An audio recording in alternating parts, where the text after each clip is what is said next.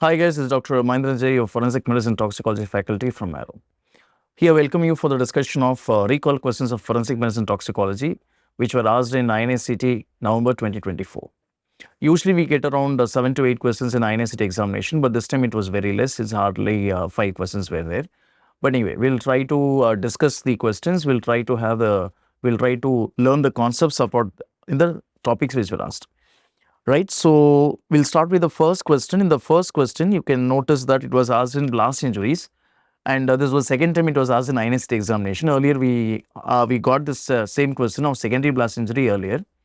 You can notice the question: Marshall's striate, which is nothing but punctate lacerations, bruises, and abrasions, seen with what type of blast injury?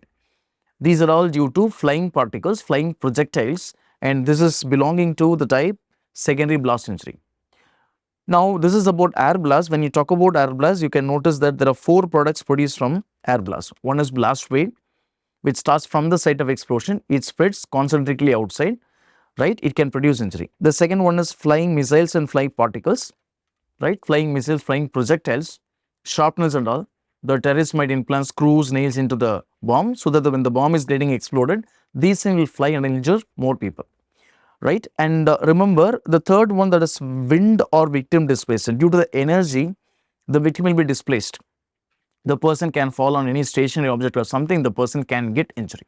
The last one is miscellaneous. It may be due to fire in the building or it may be building collapse.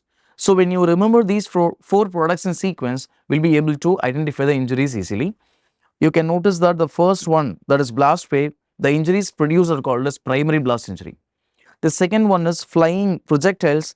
The injuries produced are called as secondary blast injury. The third one, that is victim displacement, injury produced are called as tertiary blast injury. And the last one is miscellaneous, producing quaternary blast injury. So primary, secondary, tertiary and quaternary. You just have to remember the sequence. That is fine. Now let us see what are the injuries that are possible with each one. When we talk about blast wave, remember this blast wave, it injures the organs like ear, lung, GIT. Particularly any organ which is air inside it, that particular organ will be affected. When you talk about ear, you can see ear will be affected, GIT will be affected, and lung will be affected. They can ask you which is the most common organ affected due to blast wave. That is ear, wherein you can get tympanic membrane perforation and all. GIT, the person get colonic perforation. Lung, that is very important because this blast wave passes through the lung of the person. It can cause disruption of the alveolar membrane. It can cause diffuse lung injury. It can cause diffuse injury to the lung parenchyma. The person can have diffuse lung injury resulting in ARDS-like feature, and this kind of severe symptoms is called as blast lung. And if they ask you which is the most fatal primary blast injury, the most fatal will be this lung injury, that is blast lung. The second product, remember the second product is basically your flying projectiles. It can cause Marshall's striate. We know what is a Marshall's striate. Marshall's striate is a combination of abrasion, contusion and punctate laceration in the same surface of the body. What is that same surface? It is primarily directional. Right, it is primarily direction. What does it mean? Suppose if they hear the bomb is getting exploded, I am sitting here facing the bomb, my front of the body will be affected. If I'm moving like this, my back of the body will be affected. So depending on which surface of the body is getting affected, you can identify whether the victim was facing the bomb or he was moving away from the bomb. This is directional. Remember the Marshall's striate. And the third one, remember, that is wind or victim displacement. The victim will be thrown away on a stationary object like a wall or something. The person can get fracture. We call this as tertiary blast. And the last one is miscellaneous. There may be building collapse. The person can suffer from traumatic asphyxia, or there can be fire in the building. The victim will suffer from burns. All these will be considered as quaternary blast injury. So primary, secondary, tertiary, quaternary. When you talk about all these injuries, primary, secondary, tertiary, quaternary, which is the most common injury? Remember the most common injury, the most common blast injury, that is your secondary blast. But if they ask you which is the most common primary blast injury, that has to be ear. So remember this, it is important. Now going forward to the next question, will be the compound given in the below image can be used in the treatment of which of the following poison? The compound that was given was copper sulfate. Copper sulfate itself is metallic poison, right? But still, It is used as treatment of, it was used as a treatment of which of the following poison? Actually, they should have you given the word past tense, was. Aluminium phosphide, mercury, phosphorus, arsenic. Mercury itself is metal, we can't use. Arsenic itself is metal, we can't use. Among the two options, aluminium phosphide and phosphorus, aluminium phosphide does not have any specific antidote. Phosphorus is the option to be chosen. It's not used nowadays, not recommended nowadays. It was used earlier. I'm not so happy about this question because it is not, this treatment is not done nowadays. Anyway, we'll use this opportunity for learning something about phosphorus so that we'll learn the concepts about phosphorus. So we talk about phosphorus. Remember, phosphorus, there are two types of phosphorus available. One is white phosphorus, another one is red phosphorus. Which is toxic? Right? Which is toxic? White is toxic. White is also called as yellow. When we talk about white phosphorus, remember, it can cause damage when it's in contact with the skin. It can cause acute poisoning. It can also cause chronic poisoning. Right? When we talk about chronic, first we'll finish off chronic. Chronic is commonly seen with occupational exposure. People who are working in a company where they use white phosphorus, remember, they can inhale the vapors. When they inhale the vapors, the person will present with what is called as phossy jaw. It is also called as Lucifer's jaw. It is also called as glass jaw. All these are phossy jaw, that is due to phosphorus poisoning. This is where the person can present with osteomyelitis of mandible. The person can present with the swelling in the jaw, pain in the jaw, pus coming out from the sinuses, and the pus will be smelling of garlic. Why garlic? Because that is phosphorus is, white phosphorus having garlic odor. That's why the granules also will be smelling of garlic. And they can also result in osteonecrosis of mandible. One of your previous All India question, they can ask in which phosphorus, which poisoning we get osteonecrosis of mandible, that is phosphorus, white phosphorus. And now remember, acute. Acute poisoning is producing a poisoning syndrome. It produces stage 1 wherein the person can present with GIT symptoms. We call this as smoky stool syndrome. What is that smoky stool syndrome? Smoky stool syndrome is where you can have fumes coming out from the stools. If you look at the vomiters and the stools, it will glow. That means luminous. They'll ask you in which poison you get luminous vomiters and stools. That is nothing but your phosphorus. One of your previous All India question. Now, the second stage, the person will be asymptomatic. The person does not have any symptoms. So, you should not discharge the person because the person then can develop multi-organ failure. The person can develop multi-organ failure, predominantly hepatic failure. The person presents with bleeding tendencies, the person presents with icterus, hepatic encephalopathy, right? Flapping tumor, all these things will be there. Remember, it is very important. When the persons have a lot of bleeding, you can give vitamin K for treatment. Now, on contact with the skin, the person will develop deep burns. The phosphorus is lipid soluble. It can get absorbed through the burns also. It can cause toxicity. It can even cause worsening of the symptoms. Again, remember, while you are treating this burns of this phosphorus, we tend to remove this phosphorus particles from the burns, right? Sometimes it's very difficult to remove it. For that, people use what is called as copper sulfate solution. Right? When you use copper sulfate solution topically on the burns, it combines with the phosphorus to create blackish discoloration. Right? It will cause cupric phosphate, black particles will be there. So then you can easily identify the phosphorus particles, it will be easy for removal. That is when they were using this copper sulfate solution for topical application. And remember, when you apply topically this copper sulfate, this itself is poisonous. This can again cause toxicity. And earlier, remember, when the person comes with acute poisoning with phosphorus, they were giving gastric lavage with 0.2% of copper sulfate solution. Again, this copper sulfate itself is toxic. It can get absorbed into the body. It can cause toxicity. So we don't use it. It is not recommended. Even both topical or oral, it is not recommended now. Fine. So now we'll go forward. We'll see the next question. A student presents with consumption of unknown substance. Unknown substance, shock is there, pulmonary edema is there. Right? Two important features. Silver nitrate breath test. This is a key word, the clinching point that will direct you to the answer. The silver nitrate breath test is positive. What is antidote? Right? So when silver nitrate breath test is given in the question, that means it is aluminium phosphide, right? It is aluminium phosphide poisoning. What is the antidote? The antidote that can be given here is mac sulfate. Another version of the same question from the students is, the same question was given, but the question was, what is the poisoning, right? The poisoning, they gave options where aluminum phosphate is also given. So this is another version. Anyway, the question was about aluminum phosphate. We'll learn about aluminum phosphide. So let us talk about aluminum phosphide. When we talk about aluminum phosphate, remember, this is aluminum phosphate, which is very, very commonly encountered poison. It's available as rat killer tablet.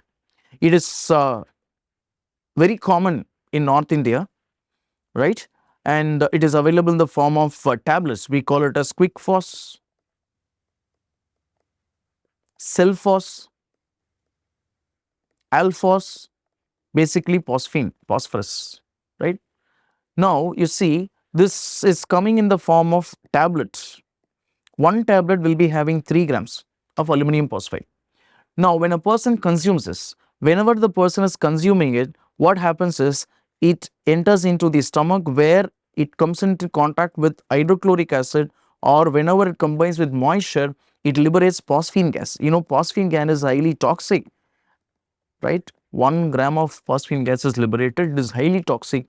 It has got garlic odor as well. Garlic odor. This phosphine, it is going to affect everything. It's a protoplasmic poison. It affects a cell, cytochrome oxidase. It affects the lipid peroxidation of the cells. So it affects the mitochondria. Everything is affected. The person can present with metabolic acidosis. The person can present with metabolic acidosis. The person can have disturbance in the magnesium level as well. Many a time the person can present with hypomagnesemia. The person can present with serious disturbances. Primarily, the person will present with profound shock. And you can also see arrhythmia. It affects the respiratory system, wherein the person will present with diffuse lung damage. ARDS like features will be there. So these are the common manifestations of aluminum phosphide poisoning. How do you treat this person? First of all, how do you diagnose this person? You can do something called silver nitrate test. Silver nitrate test. We can do this test with gastric aspirate vomitus and all. Fine. But what is given in the examination is, the silver nitrate test is a test that we do in lab. Silver nitrate breath test, right? This can be done bedside as well. We take a silver nitrate filter paper, which is impregnated in the silver nitrate. You just show in front of the mouth of the person. When the person is breathing, the exhaled air comes into contact with the silver nitrate filter paper, and the paper is turning into black color. Right? Why is it turning into black color? Because when the person is exhaling the air, phosphine gas is coming out, that comes into contact with the silver nitrate paper, that turns the color into black, which confirms that the person has got aluminum phosphide poisoning, right? Which is suggestive of aluminum phosphide poisoning. And how do you treat this person? The first thing that you can do is stabilize the patient, stabilize the vitals. After stabilization, we can do decontamination. That means gastric lavage can be done. Earlier, they were doing gastric lavage with potassium permanganate solution as well. But you can see decontamination can be done without that also. So there is no specific antidote for this. You just have to address the complication. If the patient has got shock, you have to treat the IV fluids and you have to take anti-shock measures. If the patient has got hypomagnesemia, right, we have to address it. If the patient has got ARDS, you have to address it. Mechanical ventilation.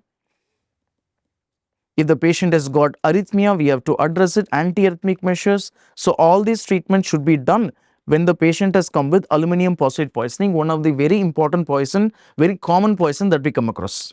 Right? So remember the test, silver nitrate breath test, which was asked in the question, and you can answer that it is aluminum phosphide. The treatment to be given is mac sulfate. Where do we give BAL? BAL is given in your chelate metallic poisons. That is a chelating agent. Oximes and atropine that are given in your OPC poison. This is the tablet of aluminum phosphide. Correctly matched antidote with toxicity. You never get any session of NEET or INI CET or FMG, whatever it is, without a question on antidote. We definitely get at least 1 or 2 questions from antidote. So this is it. Organophosphorus poisoning. They are asking which is the correct pair. We need to find out who is the correct pair. OPC poison, physostigmine, right?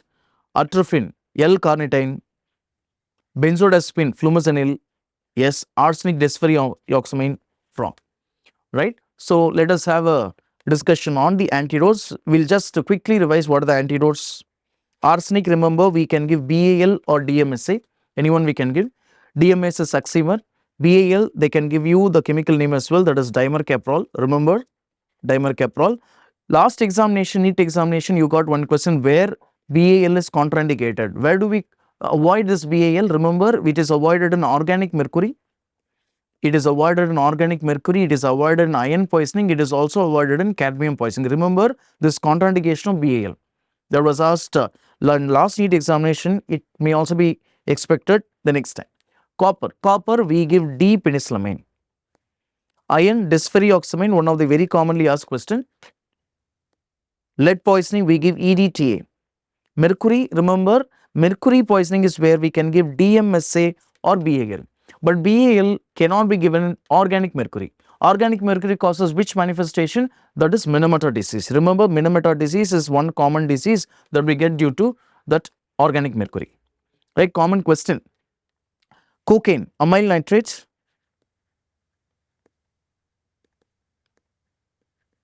Right? Can you tell me what is the cocaine poisoning condition? That is acute poisoning. We call it as body packer syndrome, commonly associated with body packer syndrome. Now, beta blocker, the answer will be glucagon. And carbon monoxide, remember, we give high flow oxygen. We can also give hyperbaric oxygen. By high flow oxygen and hyperbaric oxygen, but hyperbaric oxygen has got the risk of barotrauma. We have to be very careful in giving this whenever the patient comes to you with carbon monoxide poisoning. Normally, we give high flow oxygen only, right? Serious poisoning, we can give hyperbaric, consider hyperbaric oxygen in serious cases. Cyanide, remember, we can give hydroxycobalamin, we can also give nitrates. The safest one is hydroxycobalamin, not nitrates. Because remember, nitrates, last examination also, last INI CET May 2024, you got one question about cyanide poisoning. What are the nitrates we use here? See, there is something called Eli Lilly's antidotes. Eli Lilly's antidote kits. It contains amyl nitrate, sodium nitrite, sodium thiosulfate. So these are the components of your Eli Lilly's antidote which is used for cyanide poisoning. Digitalis, we can give Digibind FAB antibody. Morphine, remember, it is naloxone. How do you know it is morphine poisoning? When a person comes to you with morphine poisoning, we can see the patient comatose situation, pinpoint pupil and respiratory depression. Fine. So this is one of the very commonly asked question, morphine poisoning. Patient has come with substance abuse, patient is not responsive, the patient has got respirators hardly 8 per minute, 6 per minute, the patient has got constricted pupil. What is antidote we'll have to give? That is naloxone sodium. Methanol, remember, we can give fomepizole, that is the most important antidote. If fomepizole is not available, we can go for ethanol. Fomepizole is an inhibitor of alcohol dehydrogenase enzyme inhibitor. That may also be the question. OPC, we have to give atropine and oximes both. Both have got synergistic action. Atropine and oxime. Fine. Okay. Oximes alone cannot be given because it will cause worsening of the symptoms. Oximes have to be given only with atropine. Carbamate, we have to give only atropine. Oximes are contraindicated as per textbook. Organochlorine pyrethroids, we just have to give symptomatic measures. There is no specific antidote available for this. Oxalic acid, hydrofluoric acid, ethylene glycol. Remember, this oxalic acid, hydrofluoric acid, ethylene glycol, there is one common thing among the 3 important poison. Oxalic acid, hydrofluoric acid, ethylene glycol, all can cause hypocalcemia. Right? When they cause hypocalcemia, we have to give calcium gluconate. One more point I will tell you, if it is ethylene glycol, we will have to give fomepizole also. We have to give fomepizole, we will have to give calcium gluconate both. And now going forward, we talk about benzodiazepine. This was the question asked. Flumazenil. What is the treatment for barbiturate? Barbiturate, we'll have to do alkalization of urine. There's no specific antidote. Alkalization of urine is done. N-acetylcysteine. This is the antidote for acetaminophen. Right? That is paracetamol. We had to give N-acetylcysteine. You can remember thallium. What is the antidote for thallium? Remember, we'll have to give Prussian blue. You have to give Prussian blue. Methemoglobinemia. When the person comes to you with methemoglobinemia, we can give methylene blue. Right? We have got two blues. One is Prussian blue, methylene blue. Now moving on to the last question, which is not seen in heat exhaustion. Which is not seen in heat exhaustion. Loss of thermoregulatory mechanism. Remember, loss of thermoregulatory mechanism, that means the disturbance in the thermoregulation that is not seen with heat exhaustion, that is seen only with heat stroke. That's seen with heat stroke. If the person has got impaired thermoregulation, that means the person has gone for heat stroke. This is the wrong answer. Altered sensorium, the person can present with exhaustion, syncope, giddiness, all these things will be there. Orthostatic hypotension will be there because the BP is less. The core temperature below 105. Yes, the core temperature is below. If it is above 105 or 41 degrees Celsius, it has to be heat stroke.